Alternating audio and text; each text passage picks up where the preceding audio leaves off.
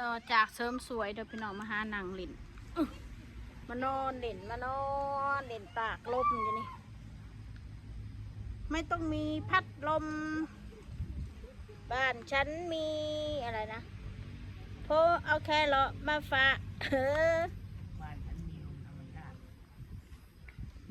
อยากให้เธอได้ชิมผักมีวิตามินไม่ต้องกินของแพงโพเอาแค่เลาะมาฝากโอ้พี่น้องเพลงนี้บ่แม่น10 กว่าปีแล้วบ่เจ้าของเพลงมันใหญ่เป็นสาวปน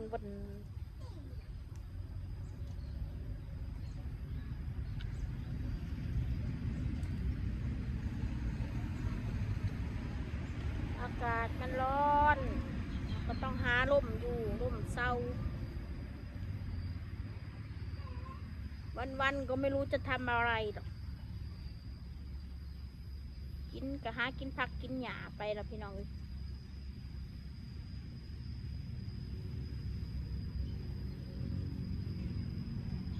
ไปใส่กับบุ้งหมองสิไปใส่กับเท่านั้นแหละ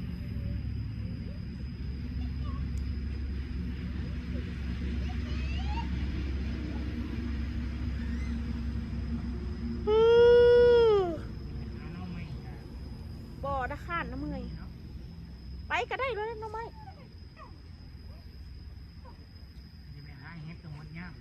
บุมีไทยเฮ็ดมีในตลาดเราเฮ็ดนะ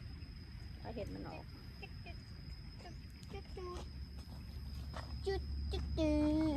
เดี๋ยวนี้อย่ามาจับโทรศัพท์ห้ามเล่นไม่ได้ให้เล่นได้โทรศัพท์พี่น้องกลางเวียนกลางเว้นเขาไม่ให้เล่นเลยอากาศร้อนน้ำแมลงให้เล่นอยู่จักหน่อยครึ่งชั่วโมงตากระย่างออกย่างเข่าบ่ฮ้อนบ่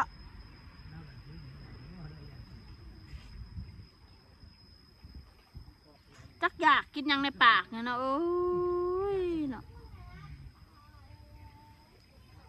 พอยายเพชรเจ้ากินนั่นได้แล้วบ่กินเป็ด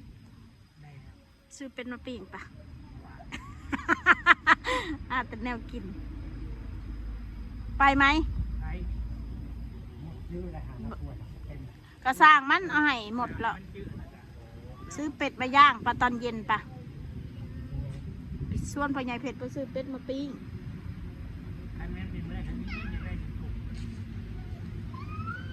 นุ่มมี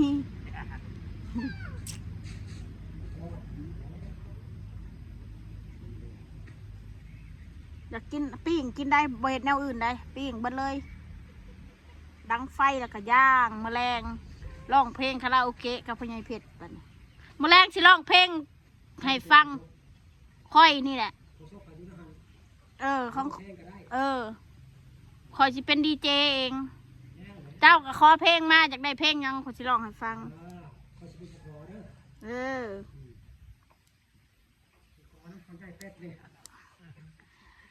ร้องเพลงอะไรยังก็ผู้บ่าวเท่ากับสาววัยทีมปีนอายุขึ้นไปหากะได้บ่ต้องตาให้เราไปเกิดใหม่ฮะโอเคได้เดี๋ยวตาอยากได้ยาสูบขอยาสูบช่องหนึ่งเมื่อเช้าน่ะขอก็เอาเข่าให้วันโลนึงให้เพิ่นหุงเอาไปใบหุงเจ้ายาสูบเอาน้ำใส่ลายเด้อมันหอมมะลิได้เข่านะถ้าจริงใจกินได้ลายมือได้ฮะนะจะกินน้อยเดียวหนึ่งจะกินเข่าถ้าจริงใจ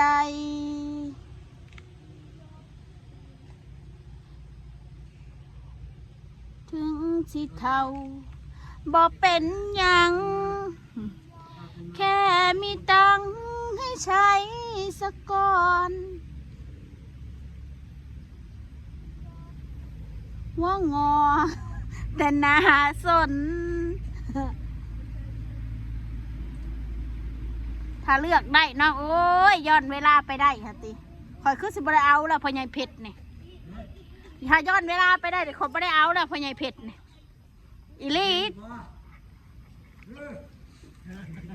ลีตาขอบ่เอาแท้ๆ ถ้าคอยมักสบายนะคอยเอาผัวอันคอยหาเอาผัวเสียเหี้ยแล้วบ่เลยอ่ะสมัยคอยเป็นสาวบ่แม่นเว้าดอกบ่ได้ขี้คุยมีแต่พวกเฒ่าหัวงูเด้อมาหมักขอบ่สนใจแม่นมีแต่ลูกผัวนั่นเขาหั่นแหละขอ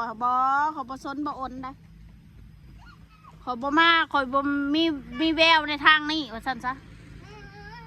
บ่ได้มีเด้อผู้บ่าววัยรุ่นมาจีบมาหยังค่ะบ่มีเด้อมีแต่พ่อลูกพ่อเมียมาแอบมามักมาชอบมาเขาก็บ่ได้มักเขาดอกเขาก็อยากเล่นอยากหยังเฮานี่แหละเฮาบ่เฮาบ่แม่นสิอยากเฮ็ดให้ลูกเมียเขาผิดใจ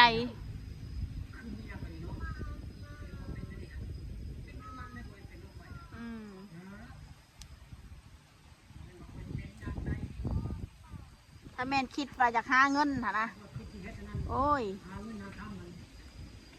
บ่อยู่ดอกสภาพแบบนี้พี่น้องเอ้ยตะกี้ก็บ่ได้ย่องกระคองดอกบ่ได้ขี้ไล่ดอกแต่กับพ่อเบิ้งบ่ขี้ไล่กับบ่งามกับพ่อเบิ้งมานะเอ้ยมาเด้ออย่าไปเด้อมาแม่ไม่แซะ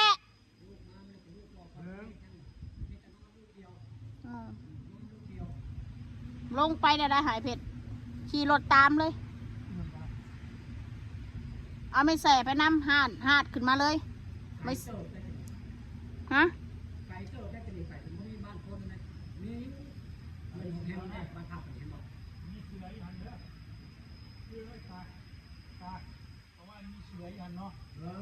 เขาปล่อยเสือออกมาปะ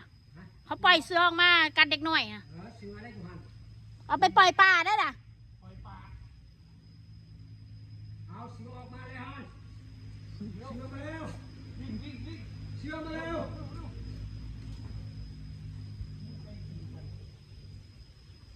หัวไก่เขานั่นแหละเราบ้าไปตีกันนะ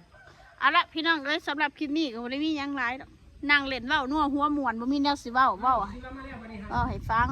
ซื้อได้แล้วบ่พื้นตะกี้ก็ได้อันผู้บ่าวผู้แพ้วสิมาจีบมาบ่มีดอกมีแต่พวกพ่อลูกพ่อเมียคอยสั่งที่สุดก็คือพ่อลูกพ่อเมียนี่แหละก็เป็นตาสั่งแมนก็เป็นตาสั่งแมนเว้าดอกตะกี้เขาก็บ่แม่นสิเป็นคนแบบนี้นะคนน้อยๆจ้อยมันบ่ตาเพิ่งแง่เส้นช่วยให้ลงช่องเจ้า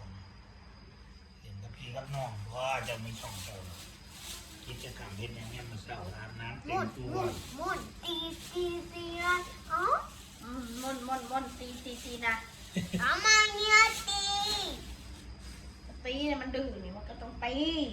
มุนตีเลยม่อนตีเลยแต่พ่อได้บอกให้แม่ตีมุนตีเลยตีใครตีมานาเหรอมานาดื้อบอกอาบน้ำสระผมมุนตีเลยพ่อเพชรนะตีพ่อเพชรนะม่อนตีเลยไปบอกไปปล่อยปลาบอกปุ้ยบ่อไปปล่อยปลาสุดแถวสุดปุ้ยบ่อปลาสงวนพวกเราไม่ลูกไม่เรามัดผมกับจักรหายใส่เพิ่นแล้วบอก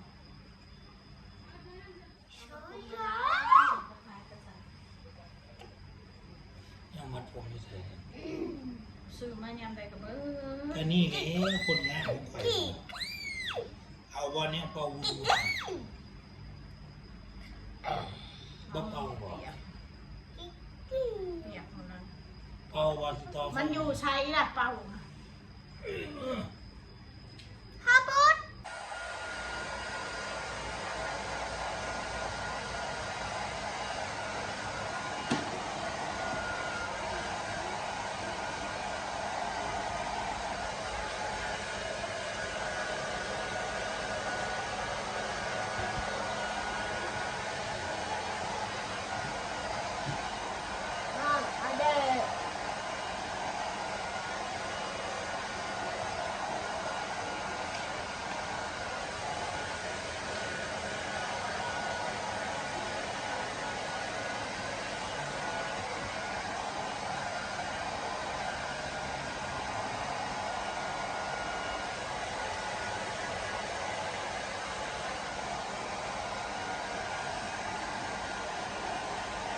แต่ดีเขาทั้งทุกอย่างเฮ็ดมากนะโคตรเท่าฉลาดเนาะ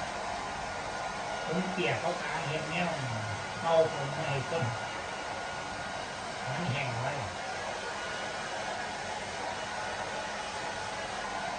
เฮ็ดงานเฮ็ดงาน